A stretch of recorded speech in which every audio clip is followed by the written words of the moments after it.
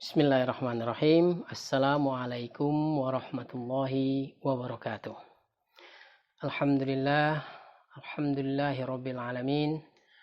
Wassalatu wassalamu ala asrafil anbiya'i wal mursalin wa ala alihi wa ashabihi ajma'in. Wa ba'du. Rabbi shrah li sadri wa yassir li amri wahlul 'uqdatam min lisani yafqahu qawli.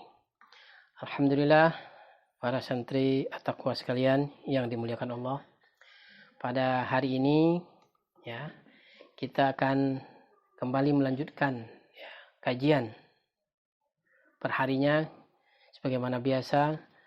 Untuk hari ini insya Allah ya kita akan mengkaji atau kita akan belajar tentang adab ya, sebagaimana yang biasa para santri-santri sekalian dengar.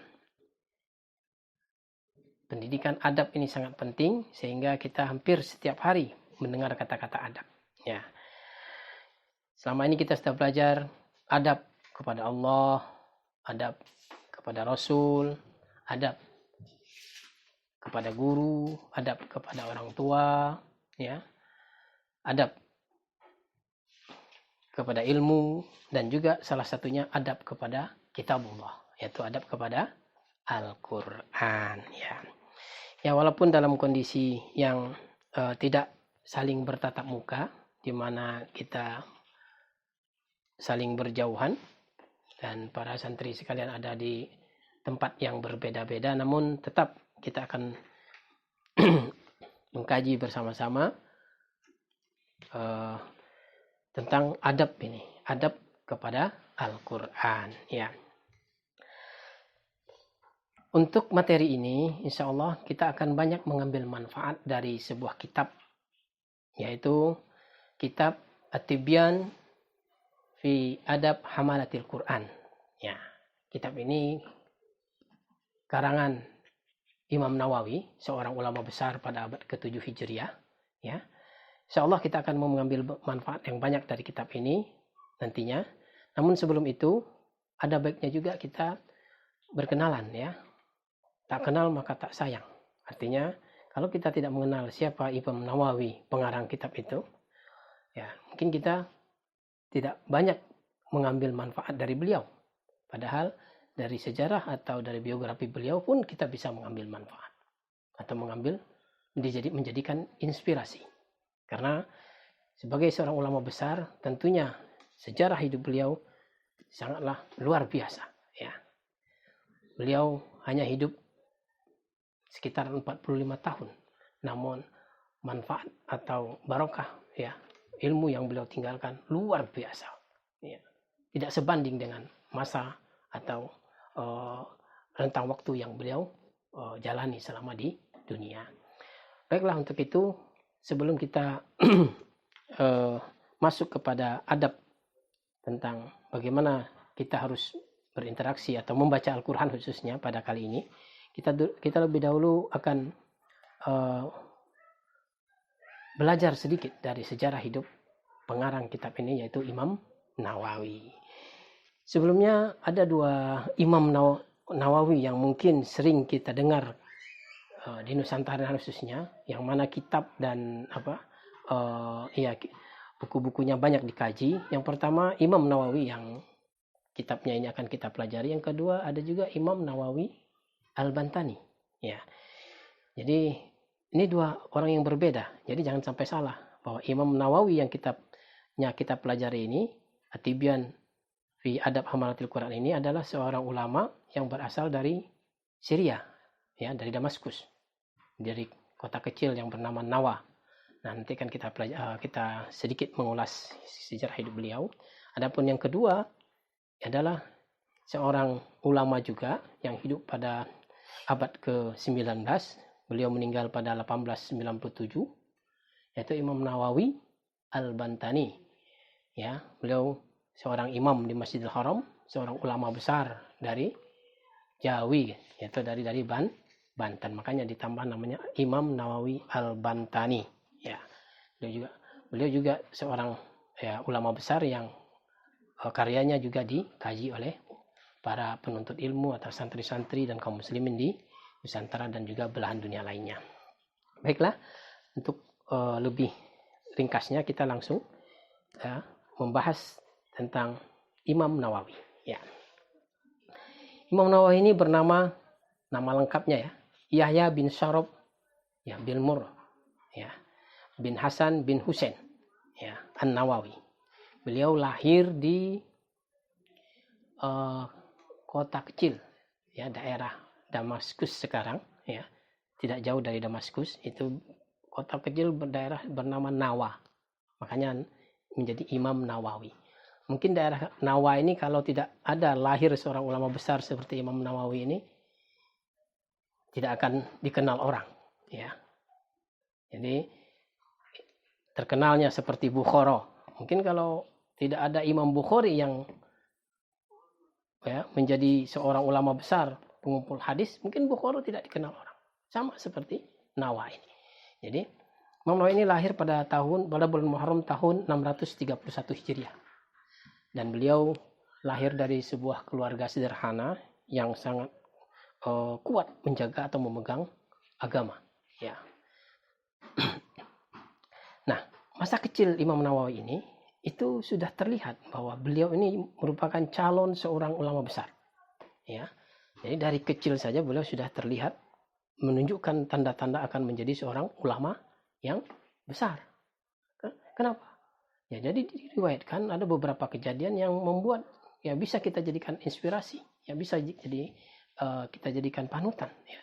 Umpamanya, ya ada kejadian yang mungkin dianggap sebagai karomah juga atau barokah, ya, di mana pada masa umur 7 tahun pada suatu malam beliau ketika tidur di samping ayahnya, ketika itu adalah pada tanggal 27 pada malam 27 Ramadan, ya beliau melihat cahaya yang terang di rumahnya. Jadi rumahnya itu terang benderang oleh cahaya. Dan beliau terkejut. Dan kemudian membangunkan ayahnya. Ayah, cahaya apakah ini? Dan ayahnya karena ayahnya tidak melihat apa-apa. Ayahnya mengatakan, cahaya apa katanya? Ayah tidak melihat apa-apa. Tapi Imam Nawawi mengatakan dia melihat cahaya terang di rumahnya. Akhirnya sang ayah pun sadar bahwa anaknya mendapat karunia malam Lailatul Qadar. Itu salah satu keistimewaan beliau pada masa kecil, ketika itu umur beliau baru sekitar 7 tahun. Diriwayatkan juga peristiwa lain yang mungkin ya, nah ini mungkin bisa kita jadikan sebagai inspirasi ya, sebagai panutan juga, di mana pada waktu itu ya seorang ulama Syekh Yasin bin Yusuf gitu. Suatu hari beliau lewat dan melewati sebuah kumpulan anak-anak yang sedang bermain. Nah, beliau melihat ya ada seorang anak yang diajak oleh teman-temannya bermain, bahkan dipaksa tapi tidak mau. Ya, dipaksa tidak mau. Bahkan anak itu menangis dan lari. Kenapa anak itu mau? Karena anak itu saking ingin membaca Al-Quran, ingin menghafal Al-Quran. Bayangkan ya, diajak bermain, anak di usia sekitar umur 10 tahun itu diajak bermain tidak mau, memilih membaca Al-Quran. Bandingkan dengan anak-anak kita sekarang ya, kamu umpamanya yang sudah di atas 10 tahun diajak bermain tapi memilih membaca Al-Quran, ya luar biasa ya. Sehingga Syekh Yasin ini sangat terkesan dan beliau mengikuti, dan akhirnya beliau mencari siapa gurunya. Beliau datang kepada guru mengatakan, jaga anak ini dan ajari ya baik-baik katanya. Jadi Syekh Yasin itu berpesan kepada gurunya, sampai gurunya Imam Nawawi itu sampai heran. Kok ada orang mengatakan sesuatu tentang muridnya dan mengatakan bahwa muridnya akan menjadi orang besar. Sehingga ia langsung merespon, bertanya, ini Anda siapa katanya? Apakah Anda peramal katanya? Jadi dikira Syekh Yasin itu meramal hidupnya siapa? Imam Nawawi. Kata Syekh Yasin, tidak. Allah memberitahu saya melalui lisan saya bahwa murid Anda itu akan menjadi seorang ulama besar yang banyak diambil manfaat ilmunya oleh kaum muslimin pada nantinya.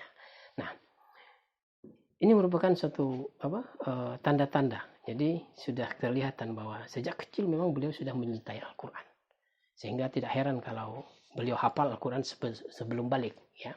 Sebelum balik beliau sudah hafal Al-Quran. Jadi kecintaan beliau pada Al-Quran tidak hanya terlihat dari peristiwa itu. Ada peristiwa lain lagi di mana Imam Nawawi ini kan selalu dibawa oleh ayahnya untuk membantu, ya, menjaga toko, proses jual beli, sehingga bisa membantu kedua orang tuanya. Namun apa yang terjadi ketika Imam Nawawi diajak, ayahnya itu mengajaknya untuk supaya membantu. Tapi apa yang beliau lakukan? Imam Nawawi justru tetap kecintaannya kepada Al-Quran. Jadi beliau walaupun diajak ke toko untuk membantu, tapi tetap fokusnya membaca Al-Quran. Sehingga lebih banyak waktunya dihabiskan untuk membaca Al-Quran, menghafal. Begitulah ya masa kecil Imam Nawawi. Dan beliau pada waktu itu dihantar oleh ayahnya untuk belajar kepada ulama-ulama di sekitar kampungnya atau daerah Nawa itu, sehingga beliau hampir menguasai seluruh ilmu yang ada di sekitar daerah beliau itu. Akhirnya ya setelah mencapai umur 18 tahun, ayahnya membawa Imam Nawawi ke Damaskus, ya, Damsyik, Syria, kota Damaskus, kota besar. Ya tentunya di kota besar di Damaskus ini alim ulama atau ulama-ulama lebih banyak lagi dan lebih hebat-hebat lagi. Beliau dititipkan di Madrasah Ar-Rawahiyah. Ya, Ar-Rawahiyah itu sebuah madrasah yang terkenal pada waktu itu di dekat masjid, dan di mana di sana tempat orang-orang belajar menuntut ilmu. Nah, ini juga menjadi pelajaran bagi kita di mana Imam Nawawi ketika belajar ya di sana di Damaskus ya selama 2 tahun beliau belajar, itu hampir beliau Imam Nawawi boleh dikatakan diriwayatkan beliau tidak pernah tidur. Ya. Tidak pernah tidur dalam arti kata sengaja tidur. Ya, diriwayatkan katanya beliau tidak pernah meletakkan punggungnya ini ke lantai untuk tidur, sengaja tidur.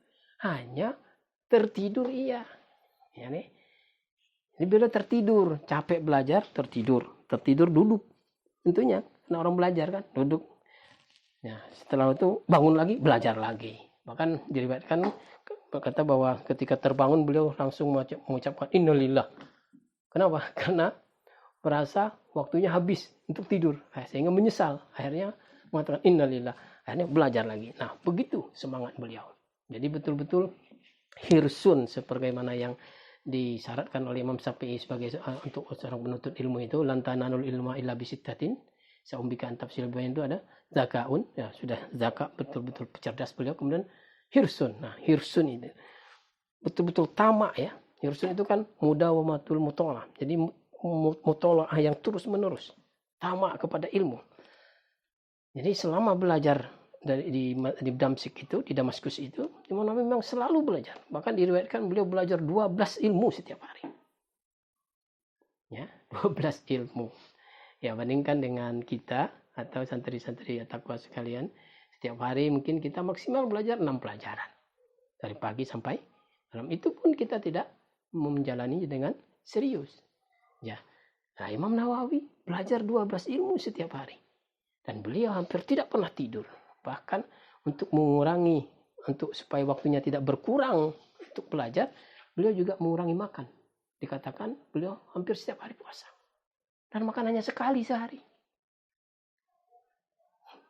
Kamu sekalian kuat gak makan sekali sehari? Umpamanya kita makan hanya pada maghrib, pagi nggak makan, ya, zuhur nggak makan, siang, kemudian hanya makan. Supaya waktu tidak habis. Ya, jadi begitu semangat Imam Nawawi dalam menuntut ilmu, sehingga memang dikatakan kalau secara fisik beliau itu sangat kurus, dikatakan seperti telunjuk begini. Ya, dalam riwayat diceritakan bahwa Imam Nawawi itu pernah satu hari ada yang mencari beliau. Mana Imam Nawawi? Dan beliau ada orang yang menunjukkan, tuh Imam Nawawi. Akhirnya orang yang nyari tadi datang, betul melihat, nggak percaya. Ya, orang yang mencari itu tidak percaya kalau itu adalah Imam Nawawi. Kenapa? Karena penampilannya itu, ya, orangnya sangat sederhana sekali, pakaiannya sederhana dan ada tambalannya. Kemudian beliau juga sangat kurus, ya. Karena beliau selalu berpuasa, hanya makan buah kurma, zaitun yang dikirim oleh orang tuanya. ya, oleh bapaknya. Jadi selama belajar itu beliau memang sangat tekun sekali, sehingga guru-gurunya itu sangat memperhatikan beliau. Bahkan pada usia 20 tahun, setelah 2 tahun belajar, beliau sudah diamanahi untuk mengajar, ya. Dan hebatnya lagi, Imam Nawawi ini selama mengajar pun beliau tidak ingin mengambil upah. Jadi begitulah tawaduknya. Jadi komplit rasanya, ya, beliau itu untuk diteladani. Ya, tentunya teladan pertama kita Rasulullah. Cuman dalam menuntut ilmu, maksudnya Imam Nawawi ini bisa dijadikan inspirasi untuk dijadikan panutan dalam menuntut ilmu. Ya. Hal lain mungkin yang baik yang perlu diketahui juga bahwa Imam Nawawi ini setiap belajar, umpamanya beliau lagi mendatangi guru, itu selalu beliau bersedekah. Kalau ada memiliki sesuatu, beliau sedekahkan dan selalu berdoa. Beliau berdoa supaya diperlihatkan hal-hal baik dari guru. Ya, itu penting. Karena jangan sampai kita melihat hal-hal tidak baik dari guru kita, sehingga mengurangi rasa hormat kita kepada guru. Ya, itulah Imam Nawawi. Beliau hanya hidup sekitar 45 tahun, ya. Beliau meninggal pada tahun, jadi berapa? Kalau lahir tahun 631 tambah 45 berapa? Berarti 600, ya, 76, ya. Beliau hanya ingat hidupnya hanya 45 tahun. Namun karya-karya beliau luar biasa, sangat banyak sekali, tidak sebanding dengan umur beliau, ya. Dan karya beliau hampir semuanya terkenal, ya, dan berat-berat. Salah satu karya yang mungkin, ya, paling banyak, ya, dalam salah satu survei dikatakan bahwa karya yang paling buku atau kitab yang paling banyak dikaji oleh kaum muslimin di seluruh dunia setelah Al-Quran itu apa? Jadi yang pertama paling banyak dikaji tentunya Al-Quran. Nah, setelah Al-Quran itu ada kitab yang paling banyak dikaji oleh kaum muslimin di seluruh dunia. Kalau di masjid-masjid kita temui banyak, hampir setiap masjid kalau ada kajian kitab, mesti kitab itu menjadi salah satu kitab yang dikaji, yaitu kitab Riyadhus Shalihin. Itu karya siapa? Karya Imam Nawawi. Ada kitab Arba'in berisi 42 hadis tentang pokok-pokok agama. Ya, luar biasa. Kemudian ada kitab Azkar, ya, tentang doa-doa dan zikir, ya. Dan banyak lagi syarah Muslim, kitab hadis juga. Ya. Itu semua adalah karya-karya beliau yang sangat bermanfaat dan diambil manfaatnya oleh kaum muslimin hingga sekarang ini. Ya, demikianlah sejarah singkat, ya, tentang sejarah hidup siapa? Imam Nawawi, yang bernama lengkapnya Yahya bin Syaraf bin Murri, ya, bin Hasan bin Husain, ya. Beliau adalah seorang ulama yang hidup pada abad ke-7 Hijriah, dan beliau memiliki gelar sebenarnya, walaupun gelar ini sangat tidak disukai oleh beliau. Beliau diberi gelar oleh para ulama pada waktu itu Muhyiddin, orang yang menghidupkan agama, ya. Tapi sangat beliau benci gelar ini, sampai-sampai beliau mengatakan, ya, ma aj'alu fi hillin man laqabani Muhyiddin, tidak menghalalkan, ya, orang yang melakopnya sebagai Muhyiddin, karena menurut beliau agama Islam itu sudah agung, agama Islam sudah agung dan tidak perlu lagi dihidupkan, ya. Makanya beliau sangat tidak suka. Dan juga beliau punya kunyah, yaitu Abu Zakaria, ya, Abu Zakaria, karena sebagaimana kita ketahui bahwa Yahya itu adalah anak daripada Nabi Zakaria. Makanya biasa orang Arab begitu memberi kunyah kepada orang, umpamanya Nabi Yusuf itu anak Yakub, dibilang Abu Yakub. Maka Yahya bilang Abu Zakaria karena anak Nabi Zakaria. Ya, begitulah sedikit sekilas tentang biografi ringkas dari Imam siapa? Imam An-Nawawi, Yahya bin Syaraf bin Murri bin Hasan bin Husain. Ya. Jadi dari sekilas sejarah ringkas beliau tadi, kita bisa mengambil pelajaran bahwa bagaimana seseorang itu menjadi besar, ya, dimana beliau sejak kecil sudah terlihat hirsunnya kepada ilmu itu begitu besar, ya.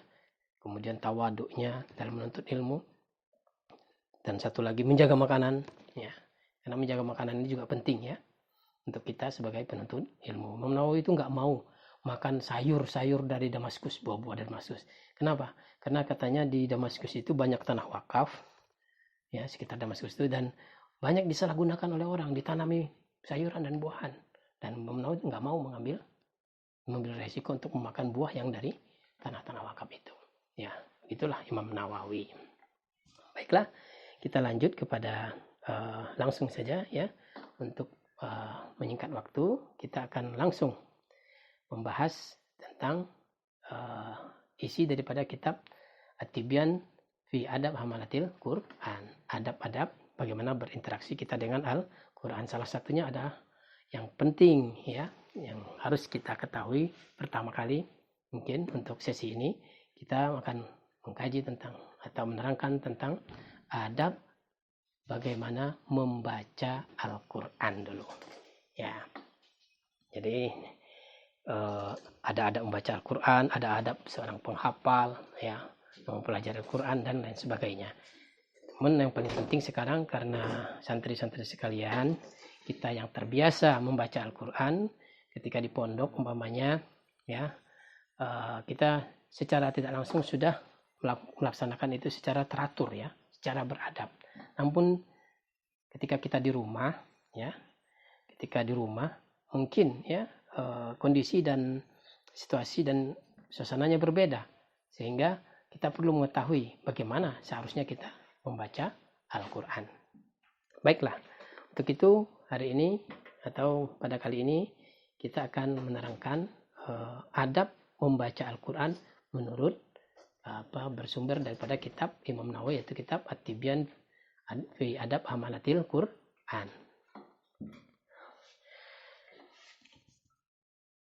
Untuk yang pertama ya, adab yang harus kita jaga ya ketika kita hendak membaca Al-Quran. Pertama tentunya niat ikhlas ya. Kenapa niat harus ikhlas ya? Kalau di pondok itu mungkin sudah biasa.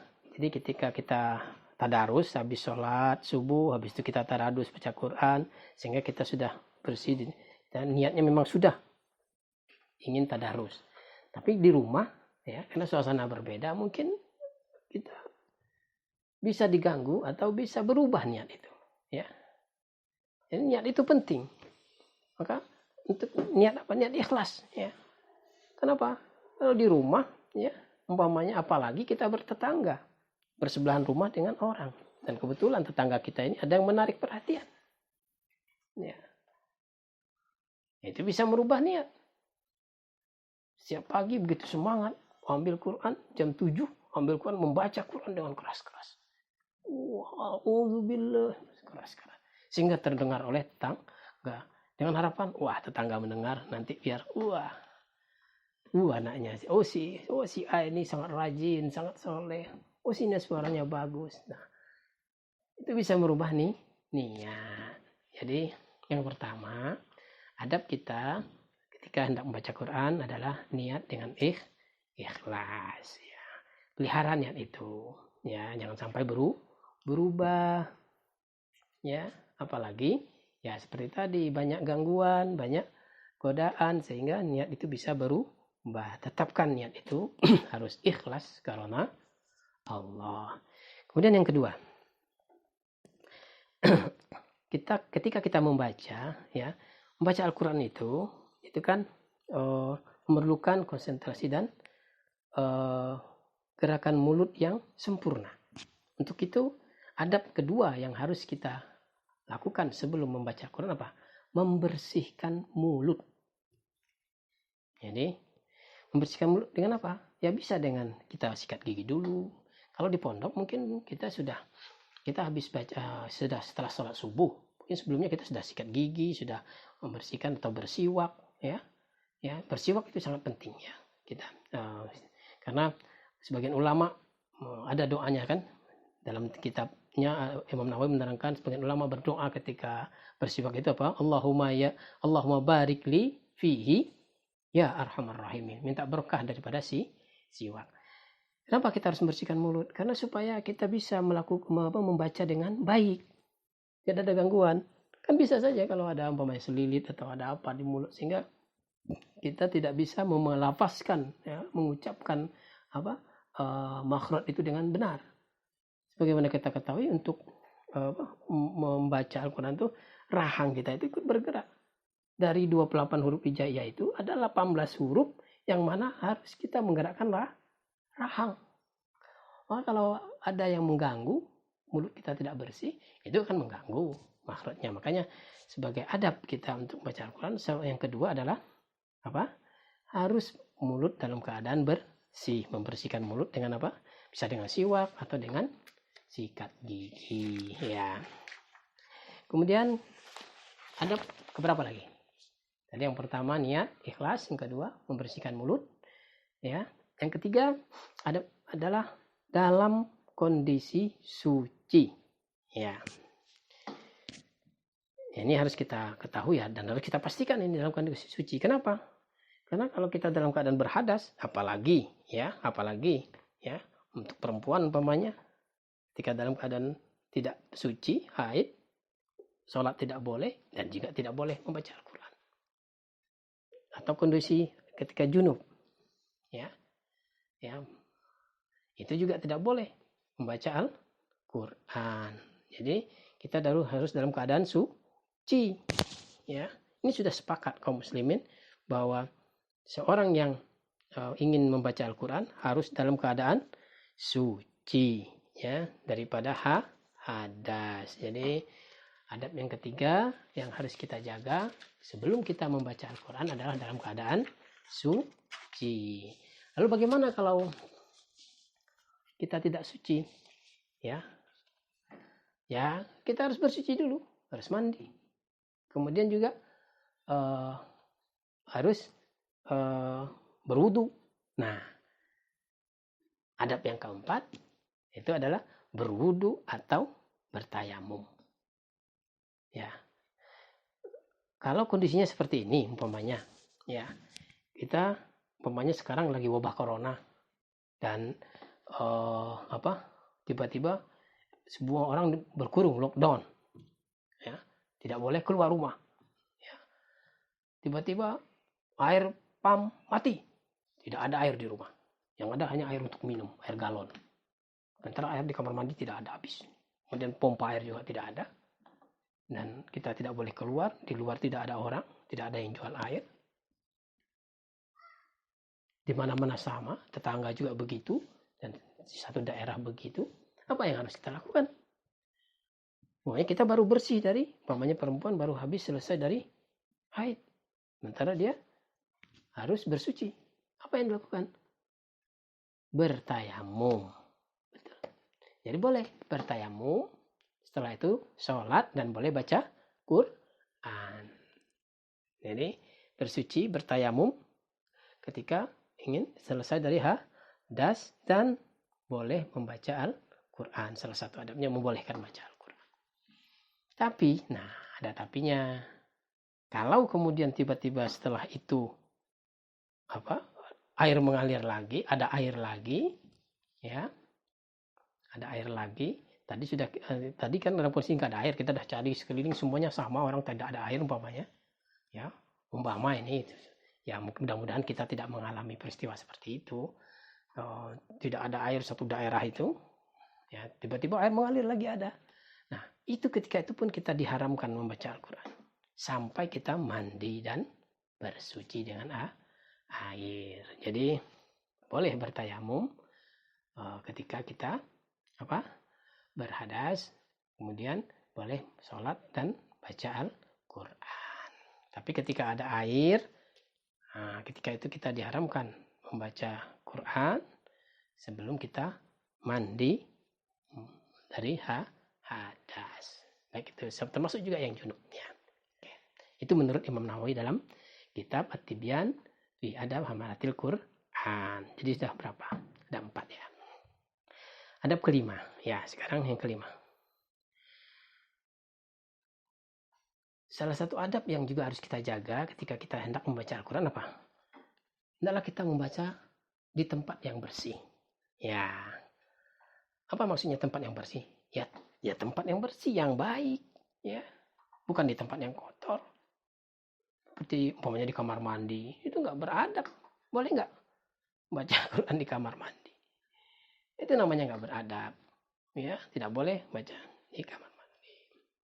Atau di gudang yang penuh dengan kotoran binatang banyak di sana, baca Quran di sana. Ya, itu tidak beradab. Hendaklah baca di tempat yang bersih. Ya, di musola, masjid bersih. Tempat sholat kita, atau di rumah kita punya musola kecil, ya baca di sana. Atau di ruang belajar yang bersih, atau di tempat yang bersih. Ya, supaya apa? Supaya kita nyaman membacanya, tidak ada bau, ya, tidak ada yang mengganggu. Ya, membaca di tempat yang bau sehingga mengganggu kita, tersentuh menutup hidung. Gimana kalau membaca nutup hidung? Itu kan nggak bisa. Kita mengeluarkan makhraj yang benar. Jadi hendaklah membaca di tempat yang bersih. Itu adab yang keberapa? Kelima. Jadi sudah 5 adab, ya. Mudah-mudahan kita bisa mencerna satu persatu tadi adab yang harus kita lakukan sebelum membaca Al-Quran. Kemudian yang keenam, ya, sebaiknya, ya, menurut Imam Nawawi ini dalam kitabnya ini, kita itu kalau membaca Al-Quran hendaklah menghadap kiblat. Nah, jadi anjuran beliau dalam membaca Al-Quran itu hendaknya kita menghadap kiblat. Ya, memang baik sebenarnya ketika kita habis selesai sholat itu kan kita posisi menghadap kiblat sholat. Nah, ambil Quran dan baca. Nah, itu sangat posisi yang sempurna itu. Tempatnya bersih, kita juga dalam keadaan bersih dan juga menghadap kiblat. Seperti yang kita lakukan di pondok selama ini, ya. Selesai sholat subuh kita baca tadarus bersama-sama di musola dan semuanya menghadap ke kiblat. Ya. Itu adalah adab yang keenam. Baik, ya. Kemudian kita lanjutkan. Adab selanjutnya yang harus kita lakukan ketika hendak membaca Al-Quran adalah, nah ini sudah biasa mungkin kita lakukan sebenarnya, bahwa setiap kali kita ingin membaca Al-Quran, hendaklah kita memulai qiraah kita dengan ta'awuz. Apa itu ta'awuz? Ya, bagaimana lafaz ta'awuz? Ada yang belum hafal ta'awuz? Wah, kalau ada yang belum hafal itu bukan santri ya, takwa itu. Insya Allah semuanya hafal ta'awuz kan? Memang ta'awuz yang biasa kita pakai adalah a'udzu billahi minasyaitonir rajim. Ya. Aku berlindung kepada Allah dari godaan setan yang terkutuk. Ya, memang ada beberapa kelompok salaf berta'awuz dengan lafaz yang berbeda. Seperti a'udzu billahi samiil alim minasyaitonir rajim. Ya, boleh-boleh saja, tetapi karena hukumnya sunnah kan. Jadi berta'awuz sebelum membaca Al-Quran. Jadi insyaallah ya, itu sudah kita amalkan ta'awuz itu. Bahkan dalam sholat pun kita sebelum membaca Al-Quran, kita juga disunahkan untuk ta'awuz. Ya, menurut Imam Nawawi. Ya. Kemudian, tadi yang keberapa? Yang ketujuh ya. Ya. Sekarang yang kedelapan. Baik. Adab yang harus juga kita ketahui dan kita amalkan ketika kita ingin membaca Al-Quran adalah membiasakan mengawali membaca setiap surah dalam Al-Quran itu dengan basmalah. Ya. Jadi setiap ingin membaca Al-Quran, awal surat itu kita baca dengan apa? Basmalah. Ya. Ya, dari 114 surat itu hanya ada satu, ya.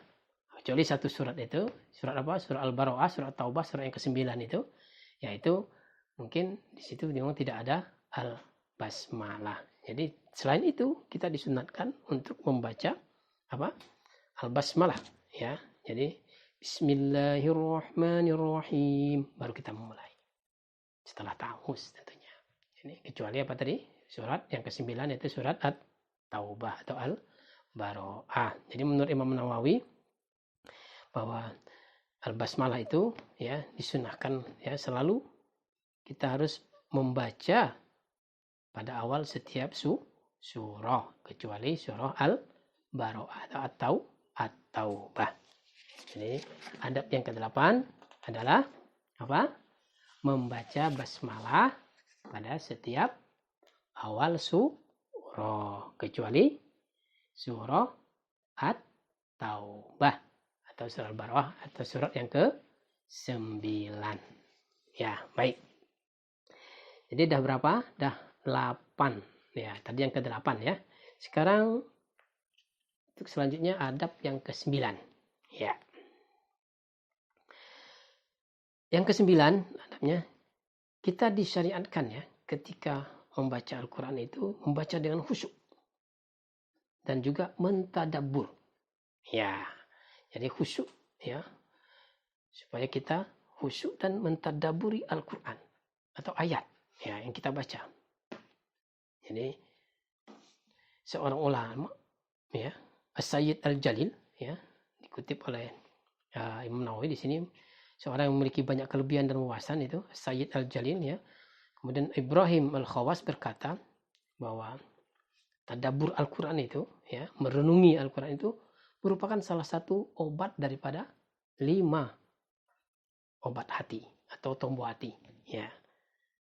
Mungkin semuanya sudah hafal lagu tombo hati kan.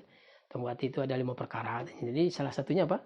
Membaca Quran dan maknanya. Maksud maknanya itu adalah merenungi atau mentadaburi maknanya. Ya, jadi kita disunahkan juga. Jadi di salah satu adab yang kita harus amalkan dalam membaca Quran juga mentadaburi ayat. Jadi Imam Nawawi sini menegaskan dalam kitabnya bahwa kita dianjurkan mentadaburi ayat setiap kita membaca Al-Quran. Itu adalah adab yang keberapa? Adab yang ke-9. Ya, bagus. Sekarang yang ke-10. Baik. Untuk adab yang ke-10, menurut Imam Nawawi, kalau kita menemui ayat-ayat tertentu, jadi hendaklah kita mengulang-ulang ayat itu. Untuk dirunung itu apa? Untuk dirunungi. Ya, nah ini kalau tadi mentadaburi ayat, kan ada adab yang ke-10 apa? Mengulang-ulang.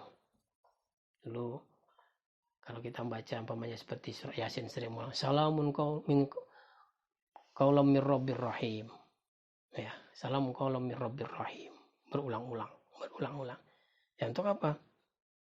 Ya untuk direnungi.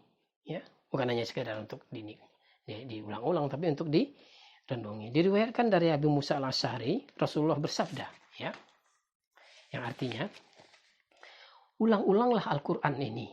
Demi zat yang jiwa Muhammad berada di tangannya, ia lebih cepat lepas daripada unta dalam ikatannya. Hadis riwayat Bukhari dan Muslim. Jadi membaca Al-Quran atau ayat-ayat tertentu yang berulang-ulang itu memang ada anjuran dari Rasulullah. Meminta kita untuk mengulang-ulang.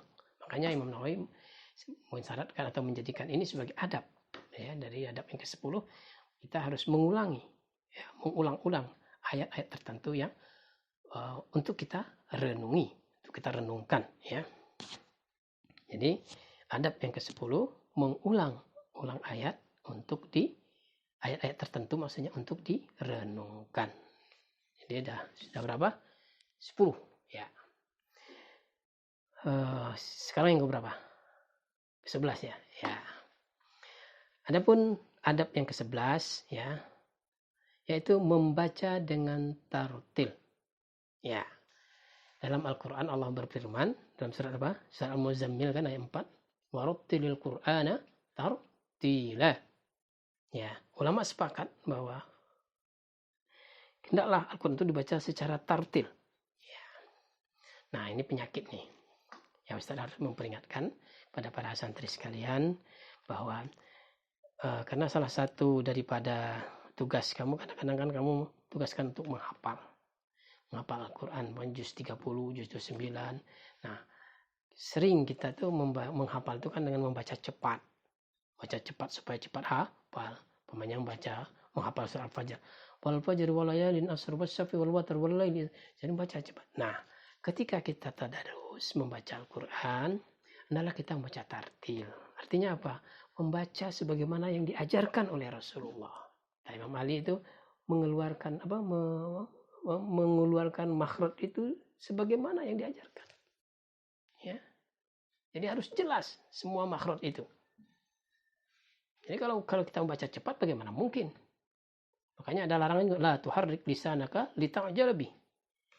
Tidak boleh kita menggerakkan lisan supaya terburu-buru dalam membaca Al-Quran, tidak boleh juga.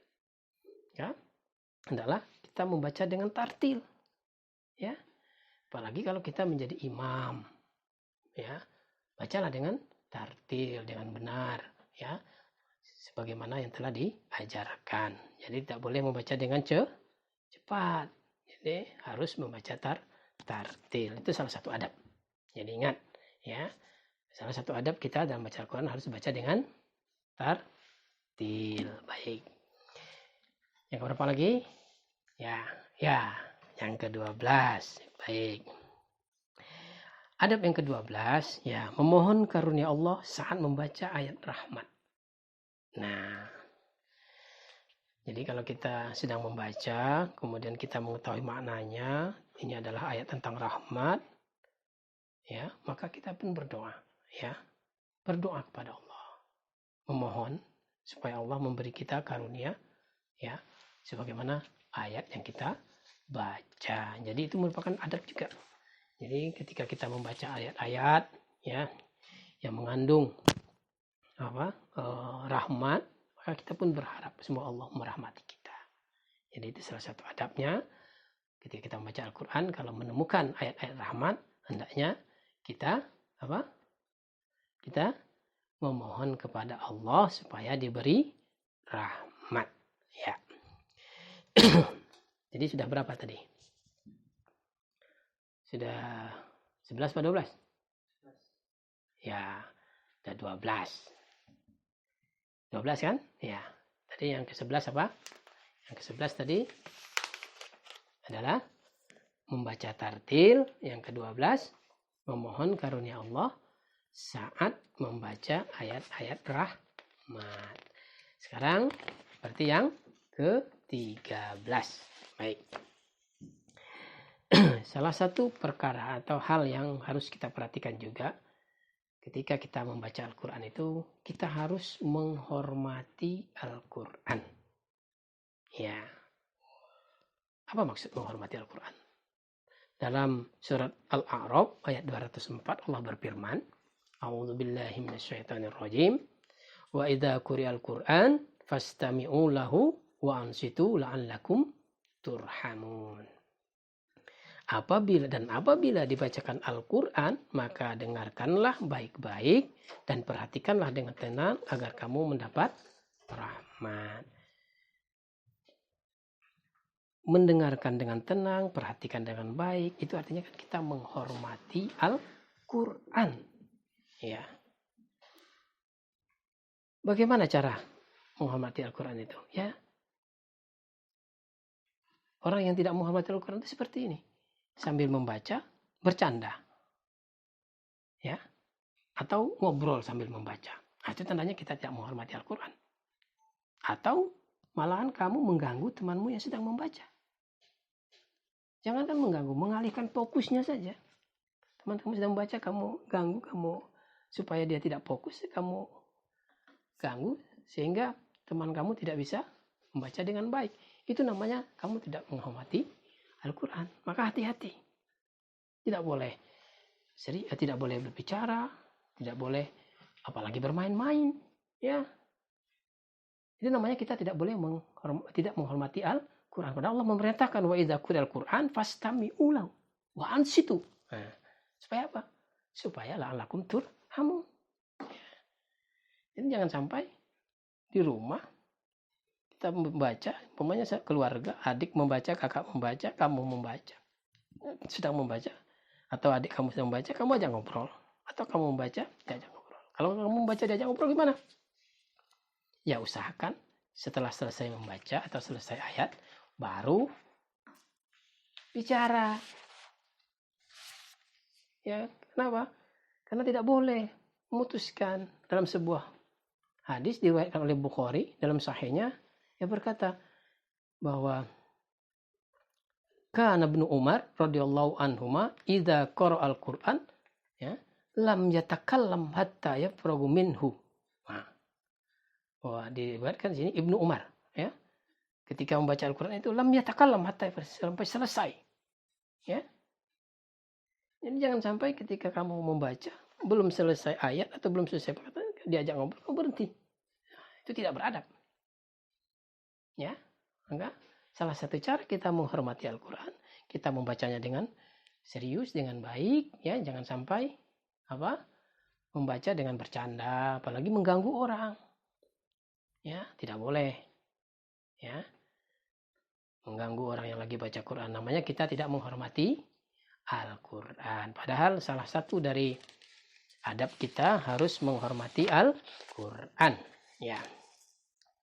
Itu tadi adab ke berapa? Adab ke 13. Ya, betul. Adab ke 13. Kemudian adab yang ke selanjutnya, yang ke berapa?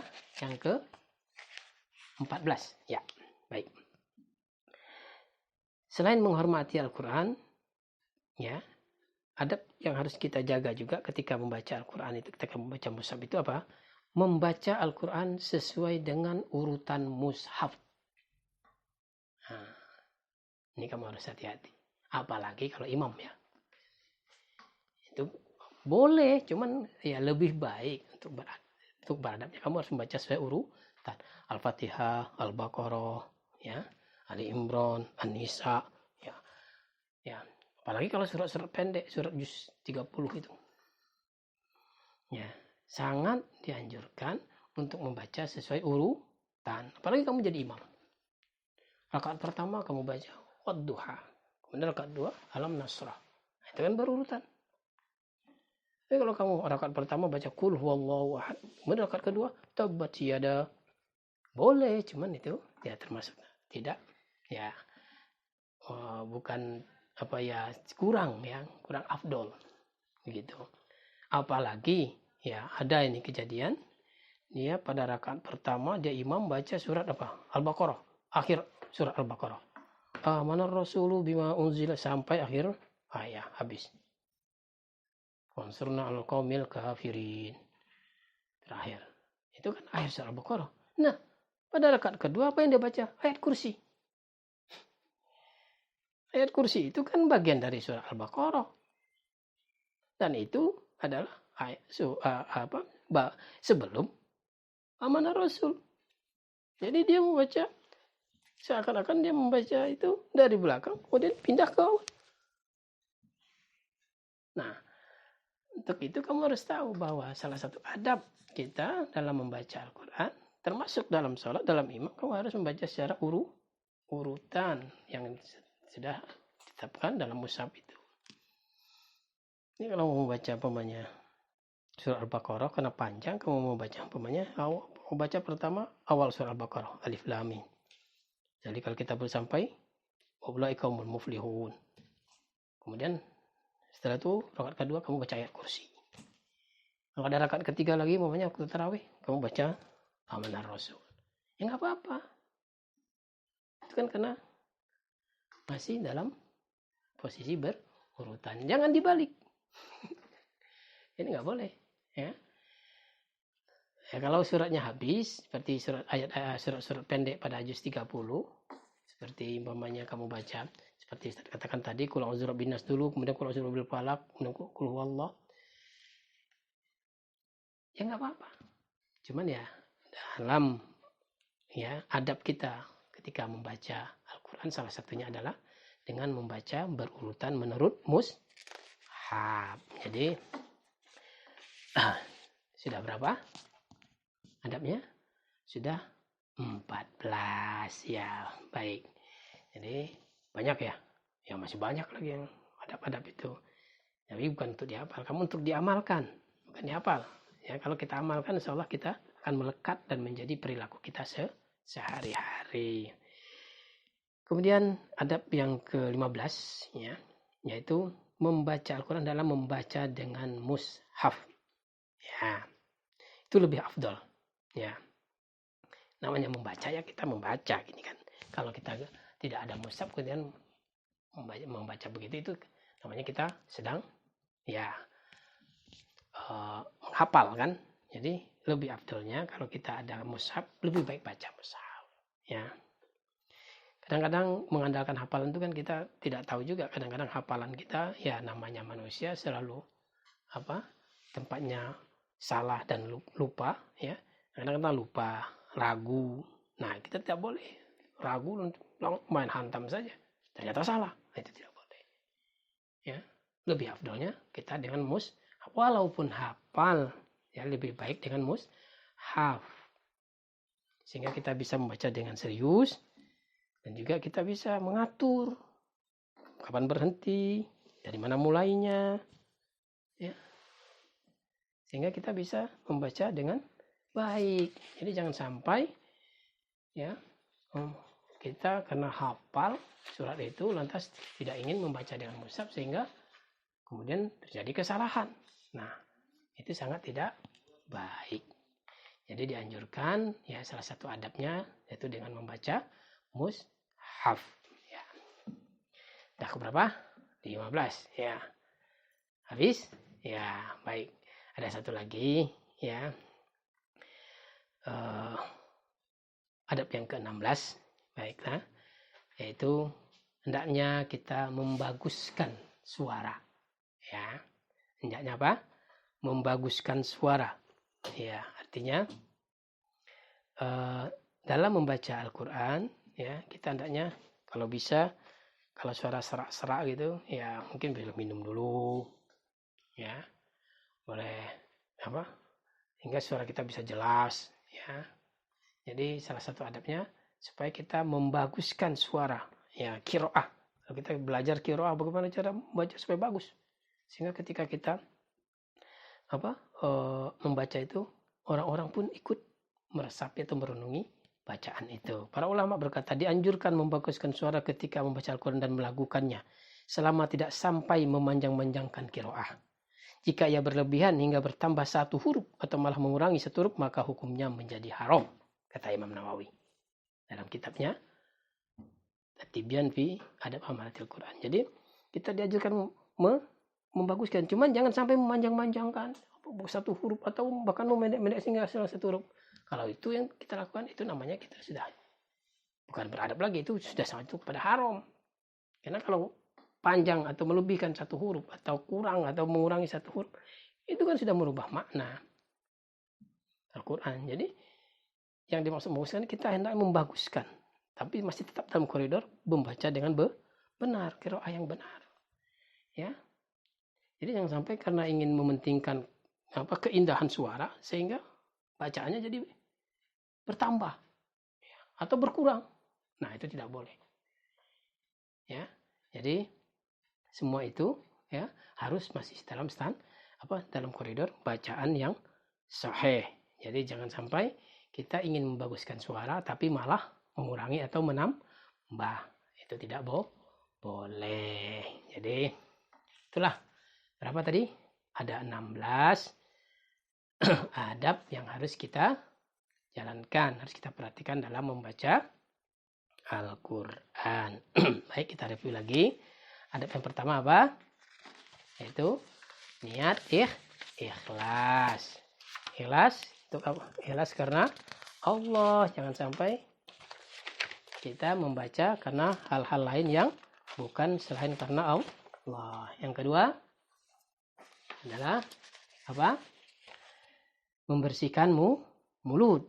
Ya, jangan sampai lupa itu sebelum sebelum membaca kita hendaklah selalu membersihkan mulut, baik itu bersiwak atau sikat gigi. Yang ketiga, dalam keadaan suci.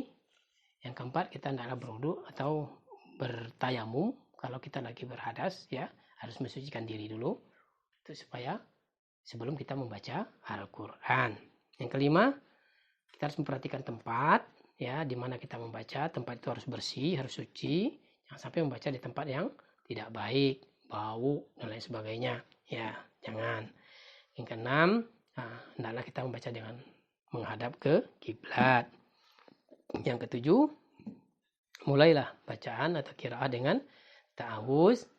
Kemudian yang kedelapan, ya selalu mengawali baca Al-Quran itu di setiap awal surat dengan basmalah. Kecuali apa?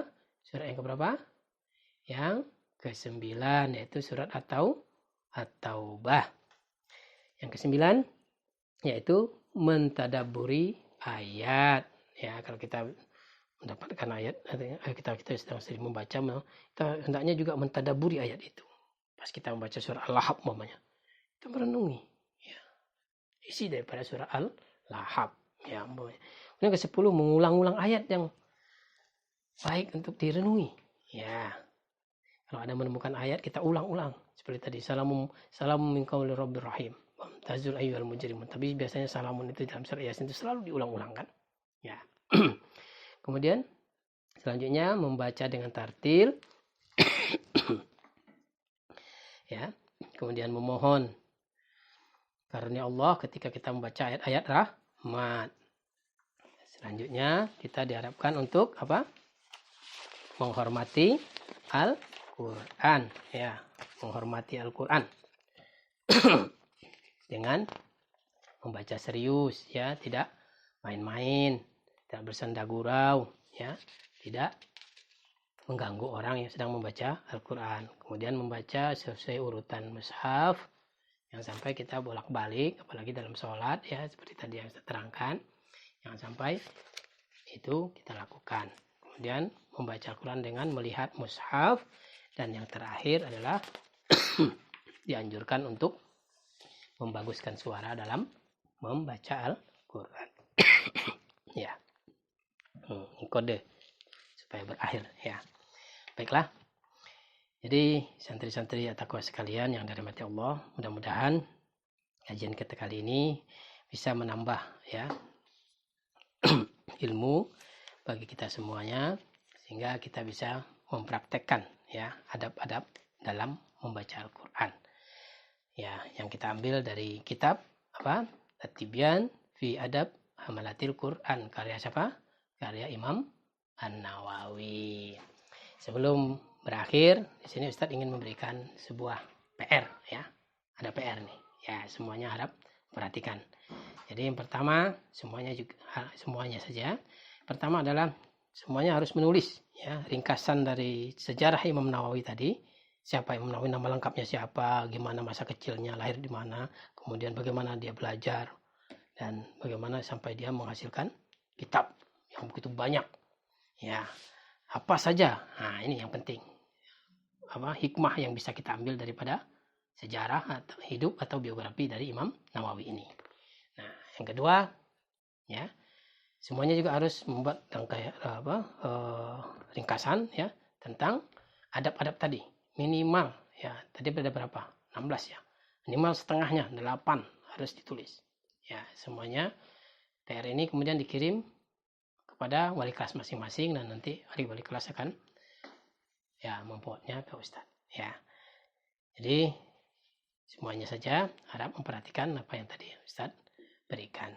Mudah-mudahan semuanya santri-santri sekalian mendapat rahmat dan ilmu sehingga bisa menjadi bekal untuk kita dalam kehidupan nanti.